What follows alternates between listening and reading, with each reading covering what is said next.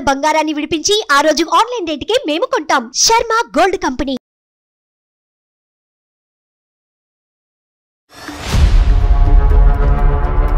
టీవీలో ఉన్న సాంగ్స్ వస్తే ఎందుకు చూస్తున్నావు, లవ్ చేస్తున్నావు అని చెప్పి అనుమానిస్తుంది మేడం. ఫోన్ పట్టుకుని జోక్స్ చూసినా కానీ ఎందుకు అంతగా నవ్వుతున్నావు అని అడుగుతుంది మేడం. మరి లంచ్ బాక్స్ తినకుంటే కూడా ఎవరితో బయటకు వెళ్ళావు అని చెప్పి అనుమానిస్తుంది సార్. చెప్పకుండా ఇంట్లో నుంచి వెళ్ళిపోయొచ్చారు మా తమ్ముడు. ఏం పెంచావమ్మా? వాళ్ళని గాలికి వదిలేసిన వాళ్ళు బాగుపడి ఉండేవారు. నీ పెంపకంలోనే లోపం ఉందమ్మా. తల్లిదండ్రులు లేకపోవడం ఒక దురదృష్టం అయితే, నువ్వు దగ్గరుండి పెంచడం ఇంకో దురదృష్టం అనేటటువంటి అవమానం. అప్పటి నుంచి మా అక్క నన్ను టార్చర్ చేస్తుంది సార్, చాలా అనుమానిస్తుంది సార్. నా వల్ల అవ్వట్లేదు సార్. మా అక్కనే మాటలు తీసుకోలేకపోతున్నాను సార్. కొన్నిసార్లు చనిపోదాం అనుకున్నాను సార్.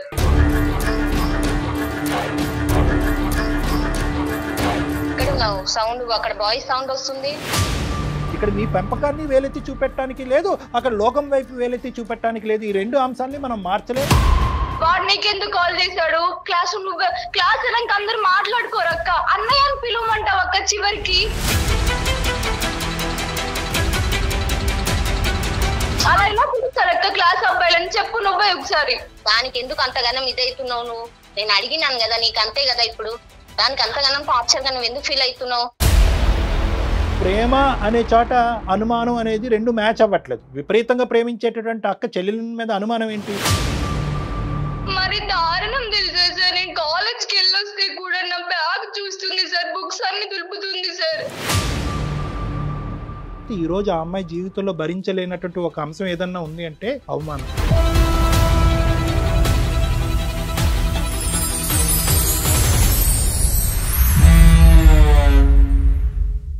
ఆరోగ్యవంతమైన వాతావరణంలో తయారు చేయబడిన కమ్మని ఊరగాయలు, పొడులు, వడియాలు మరియు అప్పడాలు జంధ్యాల ఫుడ్స్. జంధ్యాల పికిల్స్ సమర్పించు అందమైన జీవితం కార్యక్రమానికి స్వాగతం. నమస్తే కళ్యాణ్ గారు. నమస్తే కళ్యాణ్ గారు, రేవతి అని మనకి మెయిల్ చేశారండి, మీతో మాట్లాడతానని. అక్కా చెల్లెల మధ్య ఇష్యూ అది ఏ స్థాయికి వెళ్ళిందంటే చాలా పీక్స్కి వెళ్ళిపోయిందనమాట. డెఫినెట్గా మీతో అర్జెంటుగా మాట్లాడాలని అనిపించింది. చిన్న చిన్న మనస్పర్ధలండి, బహుశా ఓపెన్గా మాట్లాడకపోవటం. ఎవరైనా ఏ రిలేషన్ అయినా అలాంటివే రీజన్స్ ఉంటాయా అనిపిస్తూ ఉంటుంది నాకు. అన్ని రిలేషన్షిప్స్ లో సానుకూలంగా స్మూత్ గా వెళ్ళే రిలేషన్షిప్ అక్క చెల్లెలదమ్మా, చాలా వరకు అండర్స్టాండింగ్ ఉంటుంది. కానీ వాళ్ళదే మన వరకు వచ్చిందంటే కనుక ఖచ్చితంగా ఇక్కడ ఏదో క్లిష్టమైన సమస్య అయి ఉండాలి. అవును, ఒకసారి కాంటాక్ట్ చేయండి. అమ్మాయి పేరు ఏంటండి? రేవతి అండి. రేవతి. హలో. హలో, ఎవరండి? నమస్తే అమ్మా, నేను జయాని అందమైన జీవితం ప్రోగ్రామ్ నుంచి కాల్ చేస్తున్నాను. నమస్కారం మేడం. ఓ మీరా మేడం? రేవతి బాగున్నారా? బాగున్నాను మేడం. నేను అసలు ఎక్స్పెక్ట్ చేయలేదు మేడం మీరు నాకు కాల్ చేస్తారని. Thank you madam, thank you so much అండి. ఇప్పుడు నాతో పాటు మరి డాక్టర్ కళ్యాణ్ గారు ఉన్నారమ్మా. నువ్వు నాకు మెయిల్లో పెట్టిన విషయాన్ని ఒక్కసారి క్లియర్గా డాక్టర్ గారితో చెప్తావా? ఓకే మేడం, చెప్తాను మేడం. హలో రేవతి. నమస్కారం సార్. నమస్తే అమ్మా. నమస్తే, చెప్పమ్మా. మేము ముగ్గురం సార్. నాకు మా అక్క పేరు పద్మావతి, తమ్ముడు పేరు శ్రీను సార్. చాలా మిడిల్ క్లాస్ ఫ్యామిలీ సార్. అక్కకు నాకు 8 years గ్యాప్ ఉంటుంది సార్. ఓకే. తమ్ముడికి నాకు 2 years గ్యాప్ సార్. ఏం చేస్తున్నావమ్మా? నేను డిగ్రీ ఫైనల్ ఇయర్ చదువుతున్నాను మేడం. సార్ మా అక్కకి పెళ్లి అయిపోయింది సార్. మా బావగారు చాలా మంచోరు మేడం. ఓకే. పిల్లలు ఉన్నారమ్మా? ఒక బాబు ఉన్నాడండి, తన పేరు చింటూ. ఓకే. మేము చిన్నతనంలోనే మా తల్లిదండ్రులు మేము కోల్పోయామండి. అప్పటి నుండి మా అక్క, మా బావ, మా అమ్మ నాన్న ప్లేస్ లో మమ్మల్ని చాలా బాగా చూసుకున్నారు మేడం. నీకు ఏ వయసు అప్పుడు అమ్మ నాన్న కోల్పోయావు? నాకు 13 సంవత్సరాలు ఉన్నప్పుడు మా అమ్మ నాన్న చనిపోయారు సార్. ఎలా చనిపోయారమ్మా? యాక్సిడెంట్ లో చనిపోయారు సార్. మరి ఎలా అమ్మా, ఎవరు చూసుకున్నారు అప్పటి నుంచి? అప్పటి నుంచి మా అక్క బావే చూసుకున్నారు సార్. మా బావగారు చాలా మంచోరు సార్. ఇంకా వాళ్ళే అమ్మ నాన్న మమ్మల్ని చదివిచ్చారు సార్. మాకు డ్రెస్సులు కానీ ఎవ్రీథింగ్ మా బావ మొత్తం వాళ్ళిద్దరే. తమ్ముడు డిగ్రీకి వచ్చిన తర్వాతకి ఒక అమ్మాయిని మా ఇంటికి తరచుగా తీసుకొస్తుండేవాడు సార్. ఫ్రెండ్ అని చెప్పి పరిచయం చేపించాడు అనమాట మా అందరికి. ఓకే. కూడా ఓకే సరే ఫ్రెండ్ కదా, అందరు బాగానే ఉంటారు కదా అని చెప్పి వదిలేసాం సార్. ఒక రోజు తీసుకొచ్చి నేను ఈ అమ్మాయిని పెళ్లి చేసుకుంటాను అని చెప్పాడు సార్ సడన్ గా. 20 years కే? 20 years కదా సార్. మా అక్క చాలా చెప్పి చూసింది సార్, వద్దు నాన్న, నీకు మనకు అమ్మ నాన్న లేరు కదా, మన బావగారు మనని చాలా బాగా చూసుకున్నారు కదా, ఇలా తప్పు చెయ్యకు, నువ్వు జాబ్ చేసుకొని మంచిగా చదువుకుంటాయి కదా, మన ఫ్యామిలీ బాగుంటుందని చాలా చెప్పి చూసాం సార్. ఆ పిల్ల ఎవరు? తమ్ముడు వాళ్ళ క్లాస్మేట్ అమ్మా? అవును మేడం. ఎంతవరకు వచ్చిందమ్మా ప్రయాణం? మేము ఎంత చెప్పినా గానీ మా తమ్ముడు వినలేదు సార్. చెప్పకుండా ఇంట్లో నుంచి వెళ్ళిపోయాడు సార్ మా తమ్ముడు. ఎంతకాలం అయిందమ్మా ఇది జరిగి? 10 నెలలు అవుతుంది సార్ అంతే. తమ్ముడు ఇలా వెళ్ళిపోవటంతో అక్క ఎంత మనస్తాపం చెందిందమ్మా? అక్క ఏమైనా డిప్రెషన్ లోకి వెళ్ళిందా? తనలో తాను ఉందా లేదా? తన ప్రస్తుతం ఆ అంశం బట్టి తన పరిస్థితి ఏంటి? తమ్ముడు వెళ్ళిపోయినప్పటి నుంచి అక్క చాలా ఏడ్చింది సార్. మేము కూడా చాలా ఏడ్చాము, వాడి కోసం వెతికాం సార్. వాడి నుంచి మాకు ఎటువంటి ఆచూకూ లేదు సార్. మా తమ్ముడు ఎప్పుడైతే ఇంట్లో నుంచి బయటకు వెళ్ళాడో అప్పటి నుంచి మా అక్క నన్ను టార్చర్ చేస్తుంది సార్, చాలా అనుమానిస్తుంది సార్, నా వల్ల అవ్వట్లేదు సార్.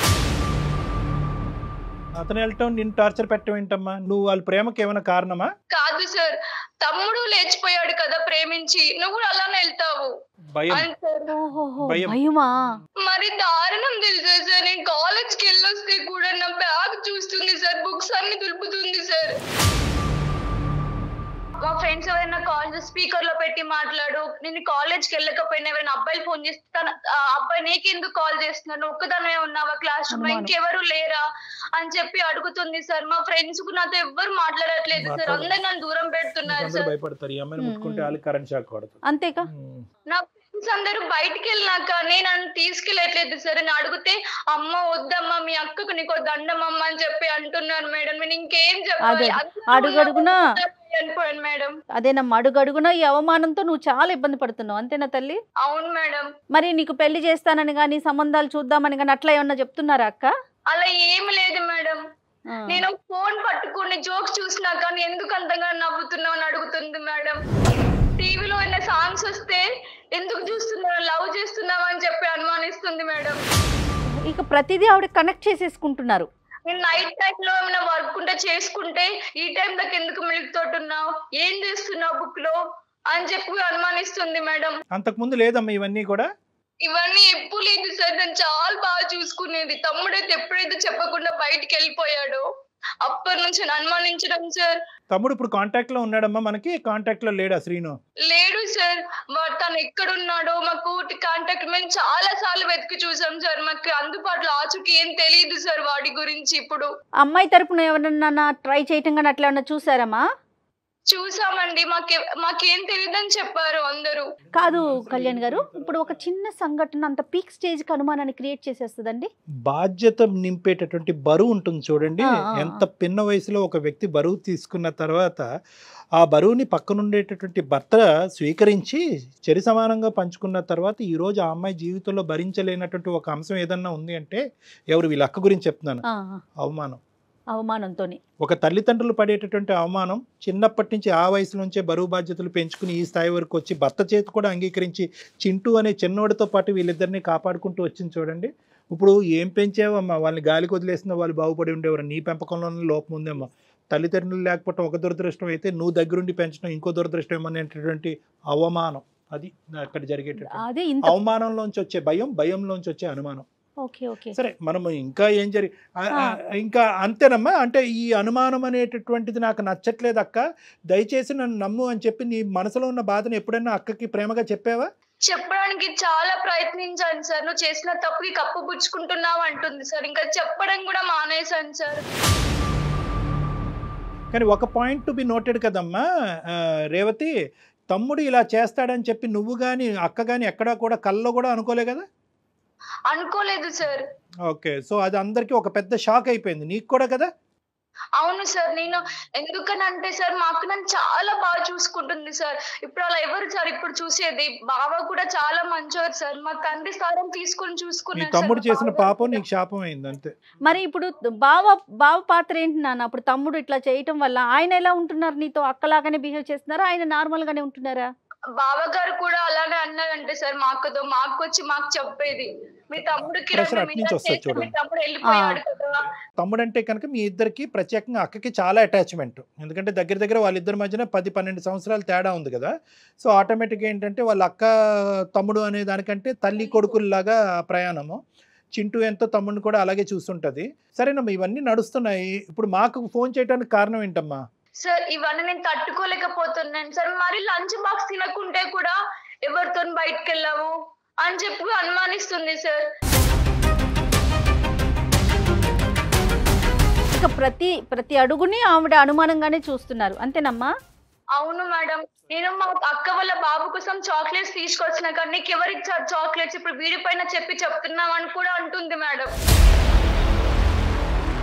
అది అసలు చాలా కష్టం కదా కళ్యాణ్ గారు. అంటే యూజువల్గా ఏంటంటే, అంటే నేను correct me if I'm wrong Revathi, నేను యూజువల్గా ఏంటంటే ఇలాంటి సంఘటన జరిగిన తర్వాత 1, 2, 3 నెలలు 4 నెలల పాటు అదే ఆలోచనలో ఉండటం వల్ల తీసుకోవాల్సిన జాగ్రత్తలు అన్నీ తీసుకున్న తర్వాత అనుమానాస్పదంగా ప్రవర్తించడం, ఇదేంటంటే అమ్మా నాన్నలు పిల్లల మీద చూపెట్టేటటువంటిది అయ్యి ఉండొచ్చు, అక్క అన్నయ్యలు తమ్ముడు చెల్లెల మీద చూసేటటువంటి. అంటే అరే ఇది ఒక సంఘటన జరిగింది కదా, మళ్ళీ ఇటువంటి సంఘటన ఇంట్లో పునరావృతం కాకూడదని చెప్పి. కానీ ఎక్కడో చోట కొంత ప్రయాణం చేసిన తర్వాత, ఒక 3-4 నెలలు ప్రయాణం చేసిన తర్వాత అడగవలసిన ప్రశ్నలన్నీ అడిగి చెకింగ్లన్నీ చేసిన తర్వాత వాళ్ళకి ఒక నమ్మకం వచ్చి ఇటువంటి అనుమానం అనేది చల్లబడుతుంది. మరి పద్మావతి గారి విషయంలో జరిగిందా లేదా, లేదంటే ప్రతిరోజు మెట్టు ఎక్కి అనుమానం ఇంకో రకరకాల యాంగిల్ షేపుల్లో వెళ్ళిపోతుందా అనేది నువ్వు మాకు చెప్పగలవు. తగ్గుముఖం పడుతుందా, ఇంకా ఎక్కువ అవుతుందా? ఇంకా ఎక్కువ అవుతుంది సార్. ప్రేమ ఉంటే చెప్పుకోవాలి, అనుమానిస్తారా సార్? అదే దాని ఆ పదం కొద్దిగా డెలికేట్ అమ్మా, ఆలోచిద్దాం. పద్మావతి గారితో మాట్లాడితే అది అనుమానమా భయమా ఏంటి అనేది దాని కరెక్ట్ జాగ్రత్త. ఎందుకంటే నువ్వు ప్రేమ అనే చోట అనుమానం అనేది రెండు మ్యాచ్ అవ్వట్లేదు. విపరీతంగా ప్రేమించేటటువంటి అక్క చెల్లెల మీద అనుమానం ఏంటి? అమ్మ నిన్ను అనుమానించటువంటి ఇంకా ఏ స్టేజ్ లోకి వెళ్ళారు చెప్తే నువ్వు డాక్టర్ గారు అప్పుడు దాన్ని బట్టి ఏం చేయాలనేది ఆలోచిద్దాం. రేవతి, బహుశా అనుమానం అనేటటువంటి పదం కరెక్ట్ కాదేమో, ఇక్కడ అతి జాగ్రత్త అనేటటువంటి పదం వాడాలేమో, లేదంటే అతి భయము, దాంట్లోంచి వచ్చే అతి జాగ్రత్త అనేటటువంటి భయం. నీకు అది కాస్త ఏంటంటే ఆవిడ అతి జాగ్రత్త కాస్త నీకు ఉక్కిరి బిక్కిరి చేస్తుంది కాబట్టి నువ్వు దానికి అనుమానం అనే పదాన్ని వాడుతున్నావేమో. సరే, నీకు ఏది కన్వీనియంట్ అయితే అది కన్వీనియంట్, కానీ ఎంతవరకు నీకు ఇబ్బందిగా ఉందమ్మా ఈ ప్రవర్తన? సార్ నేను బాత్రూమ్ లో ఎక్కువసేపు ఉన్నా కానీ ఎందుకు అంతసేపు ఉంటాను వాష్రూమ్ లో, ఫోన్ తీసుకెళ్ళావని కూడా అంటుంది సార్. నేను ఇంకేం చెప్పాలి సార్? నీ ఫోన్ చెక్ చేస్తుందమ్మా? నా ఫోన్ మా అక్క దగ్గరే ఉంటుంది సార్. అలా అనుమానిస్తున్నా అని చెప్పి కూడా ఫోన్ ఇచ్చాను సార్. నా పాస్వర్డ్స్ అన్ని తెలుసు సార్. కాలేజ్కి డ్రాప్ ఆఫ్ అండ్ పికప్ ఎలాగమ్మా నీది? నేను ఒక్కదాన్నే వెళ్తాను సార్.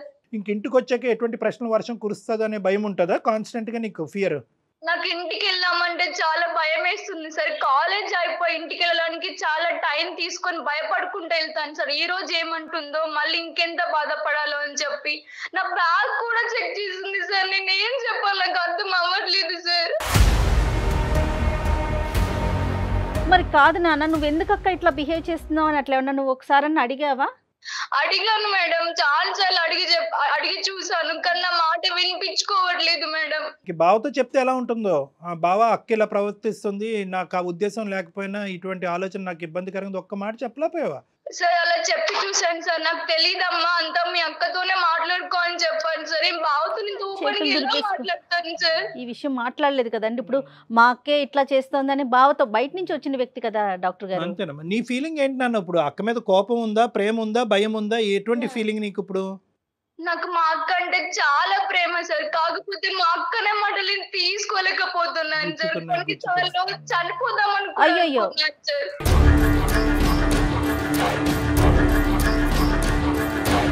అవును, అదేం కాదులే అమ్మ రేవతి, ఇది బేసిక్ మిస్అండర్స్టాండింగ్. బహుశా అక్క పాయింట్ ఆఫ్ వ్యూలోంచి ఏంటి అనేది మనం ఒకసారి ఆలోచించగలిగితే కనుక ఇష్యూని రిజాల్వ్ చేయొచ్చు. నీ పాయింట్ ఆఫ్ వ్యూలోంచి అనుమానం, కానీ వాస్తవానికి అక్క మనసులో ఏం పరిగెడుతుంది అనేది కూడా మనం కనుక్కోవాలి. ఒకసారి మరి అక్కకి లైన్ కనెక్ట్ చేయమా, చెప్పు ఇట్లా మేము ఉన్నామని చెప్పి. ఓకే మేడం, మాట్లాడదాం. అందరూ ఉంటూనే ఏకాకి అయిపోతుంది. అందరూ ఉన్నారు. సడన్ గా ఇప్పుడు ఏంటంటే తల్లిదండ్రులు లేకపోతే అన్నయ్య, అక్క ఉంది, తమ్ముడు ఉన్నాడు, బావున్నాడు. ఇప్పుడు సడన్ గా తమ్ముడు లేడు, అక్క లేదు, బావ లేదు, స్నేహితులు లేరు. తల్లిదండ్రులు ఉంటే ఆ అమ్మాయి అంత బాధ్యత తీసుకునేది కాదేమో. తల్లిదండ్రులు లేకపోయేసరికి ఆ స్థానం తను తీసుకునేసరికి. హలో హలో అక్క. హలో మా చెప్పు రేవతి. ఏం చేస్తున్నావు అక్క? నేను ఇంట్లోనే ఉన్నాను. నువ్వు ఎక్కడున్నావు? కాలేజ్ లో ఉన్నానక్క. తిన్నావా అక్క? తిన్నానమ్మా. చింటే ఏం చేస్తున్నాడు? వాడు ఆడుకుంటున్నావు. ఓకే రేవతి. అక్క చెప్పక్క. ఎక్కడున్నావు? సౌండ్ అక్కడ బాయ్స్ సౌండ్ వస్తుంది. నేను కాలేజ్ లో ఉన్నానక్క.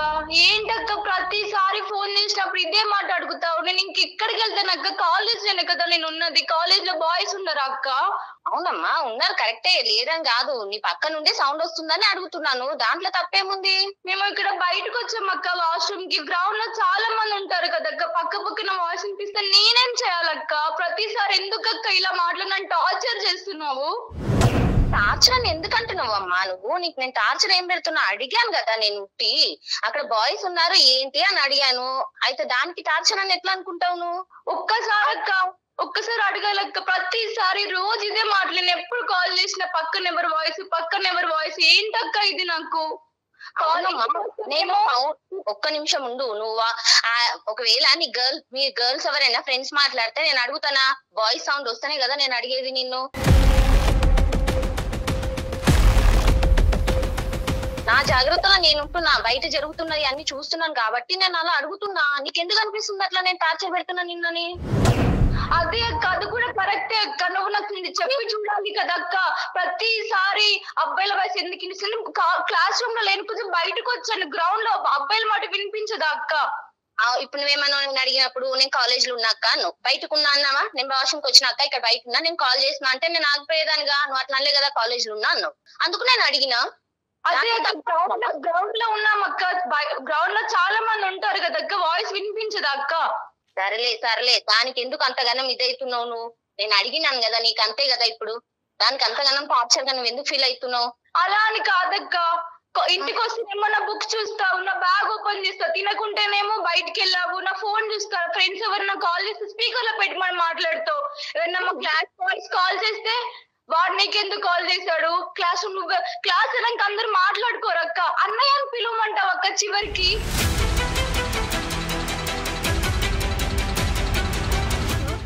అలా ఎలా పిలుస్తారు అక్క క్లాస్ అబ్బాయిలని? చెప్పు నువ్వే ఒకసారి. ఒకసారి ఆగమ్మా, నువ్వు అన్ని కానీ అసలు ఎందుకు అట్లా మాట్లాడుతున్నావు? నువ్వు ఇంటికి రా, ఇంటికి వచ్చినాక మాట్లాడదాం. ఇవన్నీ ఫోన్లో ఎందుకు మాట్లాడుతున్నావు ఇప్పుడు? నాకు అక్క ఒకటి చెప్తున్నాను విను, నాకు నీ అనుమానం నా వల్ల అవ్వట్లేదు అక్క. నేను అందమైన జీతానికి కాల్ చేశాను అక్క, సార్ తో మాట్లాడండి అక్క. అక్కడికి ఎందుకు వెళ్ళినావమ్మా నువ్వు? ఏం చేయాలక్క? నేను చెప్తే నువ్వు నాకు పట్టించుకోవట్లేదు, అనుమానిస్తున్నావు. నాకు చెప్పుకోవడానికి మనుషులు కరువయ్యారక్క, అందుకే సార్ అప్రోచ్ అయ్యాను నేను. అంతగా టార్చర్ ఏం పెట్టినాను రా నిన్ను? అంతగా నువ్వు ఎందుకు బాధపడుతున్నావు? నువ్వు ఎందుకు అట్లా అనుకుంటున్నావు నన్ను? టార్చర్ కాదక్క, నా పైన టార్చర్ పెడుతున్నావు కదా. సరే ఓకే, సార్ తో మాట్లాడతాను. సరే నేనే టార్చర్ పద్మ గారు నమస్తే అండి. పద్మావతి గారు నమస్తే అండి. నమస్తే మేడం. నమస్తే అండి, నేను జయానండి. అందమైన జీవితం ప్రోగ్రామ్ లో ఉన్నాము. నాతో పాటు డాక్టర్ కళ్యాణ్ చక్రవర్తి గారు కూడా ఉన్నారు. రేవతితో ఇంతకు ముందే మేము మాట్లాడామండి. సరే ఒకసారి మీతో కూడా, అంటే మీ పర్మిషన్ లేకుండా మిమ్మల్ని మేము కాల్లోకి తీసుకున్నాము.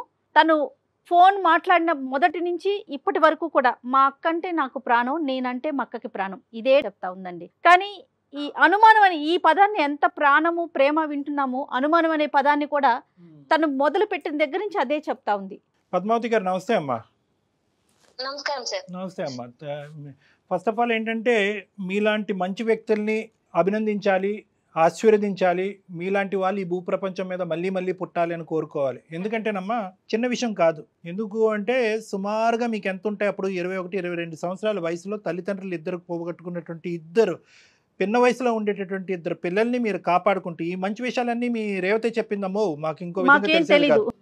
అంటే ఆ పిన్న వయసులో ఉండేటటువంటి అప్పుడప్పుడే పెళ్ళైనటువంటి ఆడపిల్ల వాళ్ళిద్దరిని పెంచి పెద్ద చేసి చదివించుకుని ఆలనా పాలనా చూసుకుంటూ దాంతోపాటు భర్తను కూడా కాపాడుకుంటూ తన కుటుంబాన్ని నడిపించుకుంటూ భర్తకి ఇబ్బంది లేకుండా ఈ భర్త యొక్క ఆశీర్వాదం కూడా తీసుకుంటూ వీళ్ళని కాపాడుకుంటూ ఇంత ముందుకు తీసుకురావటం అనేటటువంటిది మానవ మాత్రుడికి చాలా కష్టమైనటువంటిది. అది మీరు సక్సెస్ఫుల్గా చేశారు అనేటటువంటిది నా అభిప్రాయం కదమ్మా. సో ఫస్ట్ ఆఫ్ ఆల్ నేను ఏంటంటే అందు గురించి ఫస్ట్ మీరు కొద్దిగా చల్లబడతారని చెప్పి మీలో ఉండేటటువంటి 4 గొప్ప గుణాలని, నేను చాలా రేర్గా చూసేటటువంటి గొప్ప అంశాలని మీకు నేను మళ్ళీ విడమర్చి చెప్పడం అనేది జరుగుతుంది. దానికి మీకు అభినందనలు.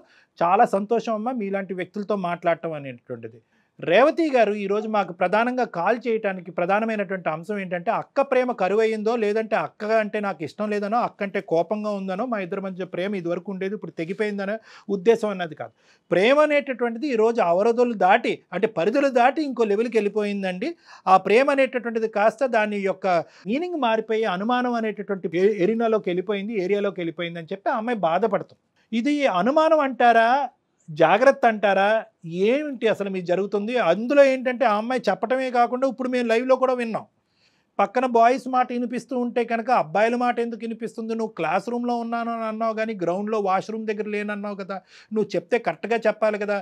నేను ఈ మాత్రం అనేటటువంటి దానికి నువ్వు అంత రియాక్ట్ అవ్వాల్సినటువంటి అవసరం ఏంటంటే, మీరు మాట అంటున్నారు, ఆ అమ్మాయికి ఇబ్బందిగా ఉంటుంది, ఆ అమ్మాయి ఇబ్బంది పడటం వల్ల ఆ అమ్మాయి రియాక్ట్ అవుతుంది. అసలు ఏం జరుగుతుంది మీ ఇద్దరి మధ్యన? ఇప్పుడు మీరు విన్నారు కదా సార్, జస్ట్ నేను తనని అడిగాను ఏమని, ఎక్కడ ఉన్నావు అమ్మ అంటే కాలేజ్ లో ఉన్నాను, పక్కన వాయిస్ వస్తుందని అడిగాను సార్. నేను కాదనట్లేదు, ఎందుకంటే నేను జాగ్రత్త. ఆల్రెడీ మా తమ్ముడు మ్యారేజ్ చేసుకున్నాడు సార్. నేను ఇంత కష్టపడి ఇంత పెంచి ఇంత చేసినా గానీ వాడు నా మాట వినకుండా వెళ్ళి ఒక అమ్మాయిని మ్యారేజ్ చేసుకున్నాడు. వాడంటే సరే చేసుకున్నాడు, బాయ్ వాడు ఎట్లాగైనా ఇది చేసుకుంటాడు, మనకి వాడికి వదిలేసినాను. కానీ మా ఆడపిల్ల కదా సార్, రేపు ఇట్లాంటి పరిస్థితి వస్తే రేపు ఒక మంచోడు ఉండొచ్చు, మంచోడు ఉండకపోవచ్చు. నేను పడింది జాగ్రత్త తన కోసమే. ఇన్నేళ్ళు నేను పెంచి సాధిందాన్ని ఇప్పుడు ఎందుకు సార్ నేను ఆమెకు టార్చర్ ఇస్తాను? పాయింట్ టు బి నోటెడ్ అమ్మా, మంచి మాట మీరు అన్నారు. ఎందుకంటే ఇక్కడ ఒక చిన్న యుద్ధం జరుగుతుంది. అంటే ఏంటంటే, ప్రేమ వల్ల నాకు వచ్చేటటువంటి హక్కులు, పెంచటం వల్ల నాకు వచ్చేటటువంటి హక్కులు అనేటటువంటి విధంగా నా బిడ్డల్ని నేను కాపాడుకోతాను. నేను బిడ్డే అంటానమ్మా, నేను నీ చెల్లి అన్ను, నీ బిడ్డ అంటాను.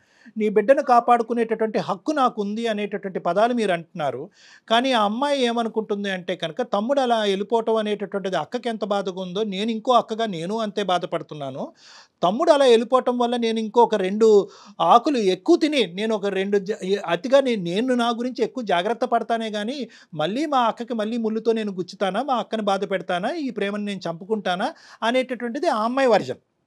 సో ఇక్కడ ఏంటంటే, మీరు జాగ్రత్త పడటం అనేటటువంటిది ఎంతవరకు ఆ అమ్మాయిగా కూడా సైకలాజికల్గా తనే ఎక్కువ జాగ్రత్త పడుతుంది. ఇంక ఈ ప్రత్యేకమైనటువంటి జాగ్రత్తను కాస్త అనుమానం, అవమానం, తర్వాత టార్చర్ అనే పదాలు వాడేస్తుంది అనమాట ఆ అమ్మాయి ఇప్పుడు. కాదండి పద్మావతి గారు, జాగ్రత్తగా ఇప్పుడు డాక్టర్ గారు చెప్పినట్లుగా నిజంగా మిమ్మల్ని తల్లితోనే పోల్చాలి. మీరు బిడ్డల్ని చాలా కంటికి రెప్పలాగా కాపాడుకుంటున్నారు, జాగ్రత్తగా చూసుకోవాలి.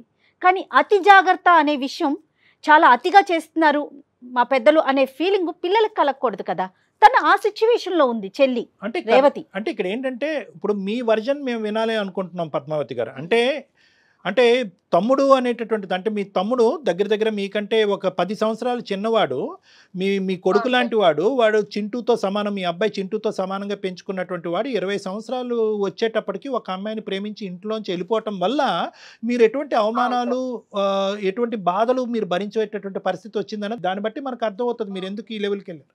మా అమ్మ చిన్నప్పుడే, వాళ్ళు చిన్నగా ఉన్నప్పుడే మా అమ్మ చనిపోతే వాళ్ళని ఎంతగా నేను నా భర్తను ఒప్పించుకొని చేసి నేను వాళ్ళని పెంచాను సార్. అసలు ఇది చాలా గొప్ప విషయం అండి. దీంట్లో అసలు ఎటువంటి సందేహం లేదు. ఇప్పుడు మీరు ఆవిడ పెంచడం వేరు డాక్టర్ గారు, వచ్చిన అతన్ని కూడా సర్ది చెప్పుకొని, అంతే కదా, ఇద్దరు పిల్లలు కదా, ఒకళ్ళు కాదు కదా, చెల్లి తమ్ముడు ఇద్దరిని పెంచాలంటే అతని సహాయం ఎంత కావాలి, దానికి అతన్ని ఎంతగా ఒప్పించాలి ఈ అమ్మాయి. అమ్మ అది మీ పెళ్ళి అయిన తర్వాత అమ్మ నాన్న చనిపోయారా, పెళ్లికి ముందా అమ్మ? నా పెళ్ళయ్యాక చనిపోయారు సార్. మీ భర్త దగ్గర నుంచి ఎక్కడ మీకు రెసిస్టెన్స్ రాలేదమ్మా? మీ మాటకు అడ్డొస్తున్నాను, ఎక్కడ రెసిస్టెన్స్ రాలేదా మీ వారి నుంచి?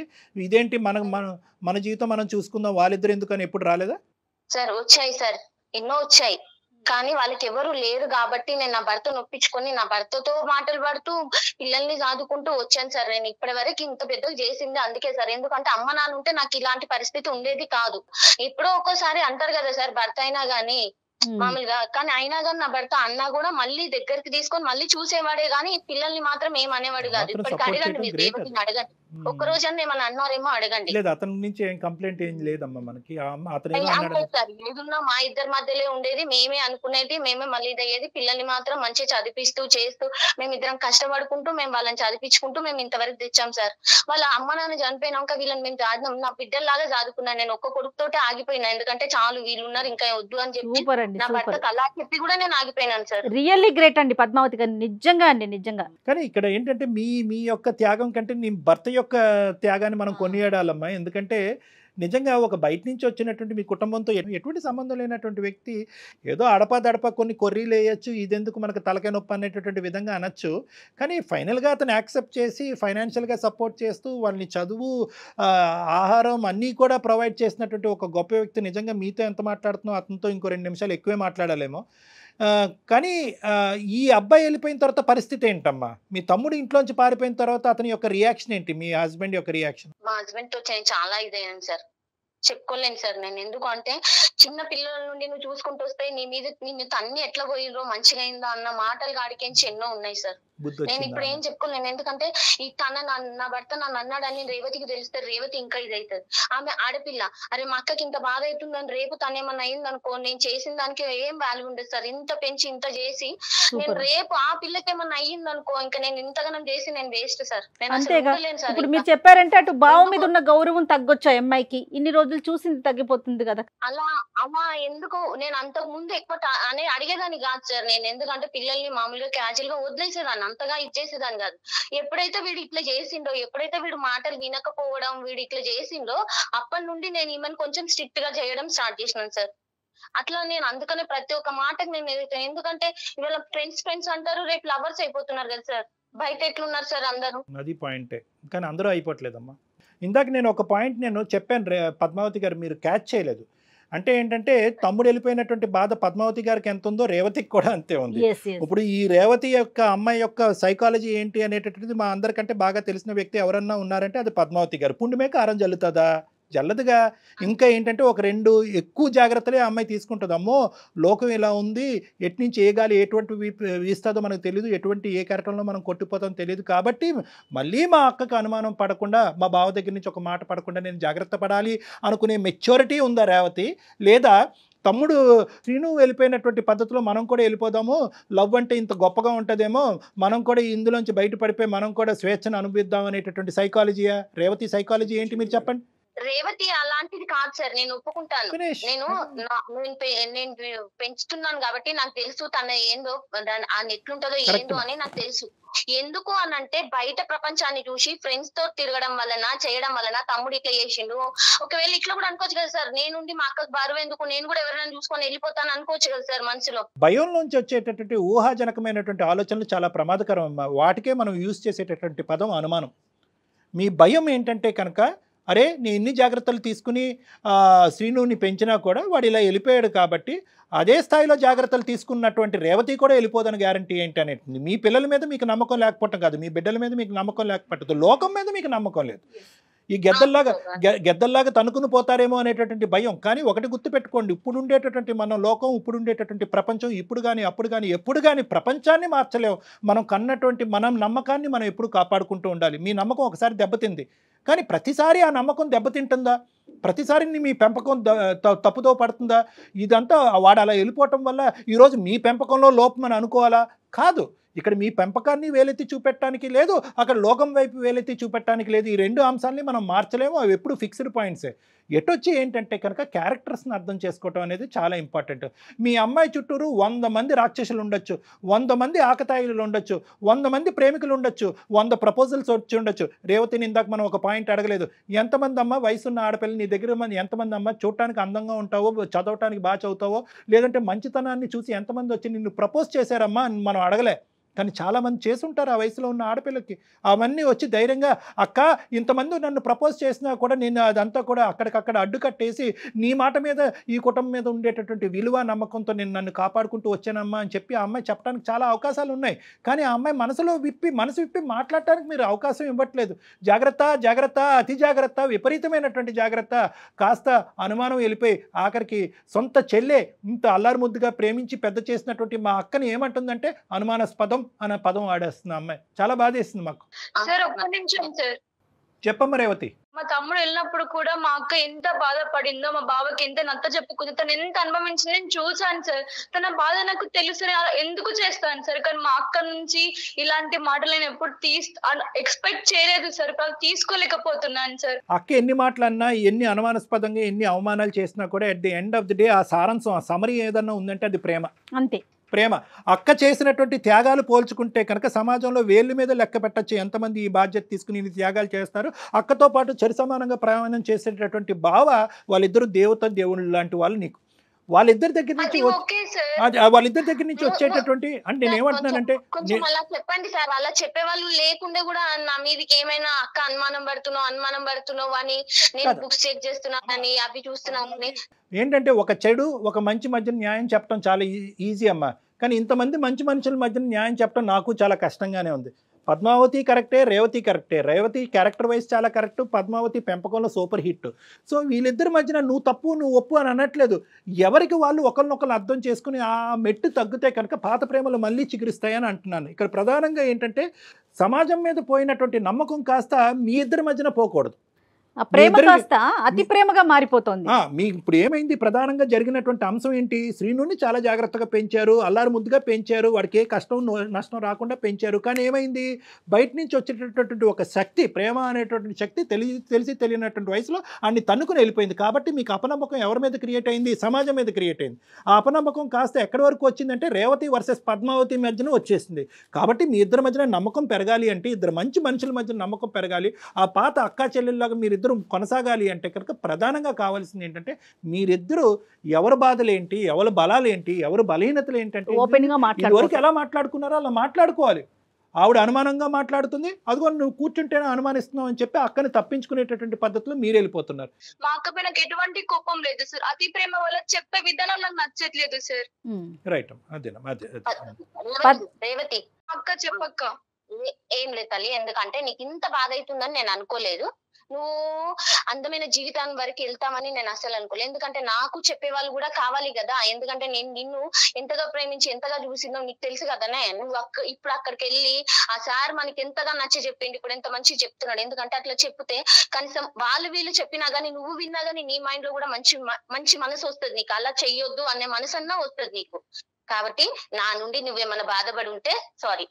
ఇప్పుడు మనకి సార్ ద్వారా మనకి ఇట్లా తెలిసింది కాబట్టి మనం ఎంత హ్యాపీగా ఉందో చెప్పను నుండి నేను ఇంకేమనను. ఇంటికి వచ్చి నన్ను కూడా చాలా నమ్మక్క, నువ్వు చెప్పిన అబ్బాయినే పెళ్లి చేసుకున్నాక, నువ్వు ఇన్ని కష్టాలు పడి మమ్మల్ని పెంచావక్క, నీ కళ్ళ ముందు నుండి చూస్తూ పెరిగానక్క.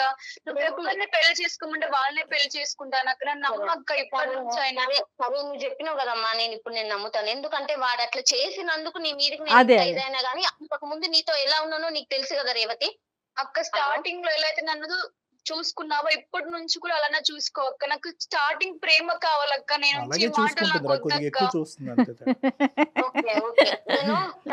సరే నేను నిన్ను ముందు ఎట్లా చూసుకున్నానో అట్లనే చూసుకుంటాను. ఈ రోజు మీ బంధం అనేటటువంటిది ఇలాగే ఉండాలి, ఎల్లకాలం ఉండాలి. అవకాశం ఉంటే ఇంకా బలపడాలి. దానికి ఆది మధ్య అంతం అనేది లేదు. నేను ఇంకో మాట కూడా చెప్తాను. రేపొద్దున చెప్తున్నాను అంటే పరిస్థితులు బట్టి మారుతూ ఉంటాయి. అక్క నువ్వు తెచ్చినటువంటి అబ్బాయిని నేను చేసుకుంటాను, ఎవరికి గ్యారంటీ ఇస్తారు? అవే అలా కాదు. అనేటటువంటిది ప్రేమ అంటే మోసమా, అదేమన్నా దోషమా? కాదు. కానీ ఏంటంటే ఏ వయసులో ప్రేమించాలో, ఏ వయసులో బాధ్యతలు నిర్వర్తించాలో, ఏ వయసులో పెళ్లి చేసుకోవాలనేటటువంటి పరిధులు అనేవి అర్థం చేసుకోవాలి. అది మీ తమ్ముడికి అర్థం కాలేదు, మీకైతే అర్థమైంది.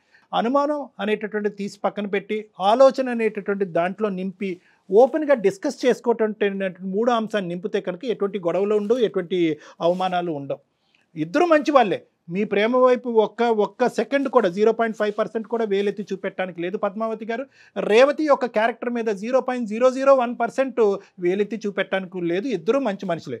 కానీ సమయం, పరిస్థితులు, సమాజం బట్టి మార్పులు రావచ్చు. కాబట్టి ఏది వచ్చినా కూడా అటువంటి క్లిష్టమైన ఈరోజు మేము చెప్పడం వల్ల మీరిద్దరూ హ్యాపీగా ఉన్నారు. రేపొద్దున ఇంకో ఛాలెంజింగ్ సిచ్యువేషన్ వచ్చినా కూడా మీరు ఎదురు కూర్చుని ఇదే నమ్మకం అనేటటువంటి బేస్మెంట్ మీద ఓపెన్గా మాట్లాడుకోండి. ఎటువంటి సమస్య ఉండదు. మాట్లాడుకోవటమే ప్రధానం. Okay, thank you madam, thank you so much. Thank you. మళ్ళీ మా అమ్మ లాంటి ప్రేమ తిరిగి ఇచ్చినందుకు sir. Okay sir, right, namaste. Thank you sir, thank you madam. Namaste. Thank you so much. All the best. అందమైన జీవితంలో చాలా ఎపిసోడ్లు చేసాం కానీ ఇది చాలా సంతోషాన్ని ఇచ్చిందండి.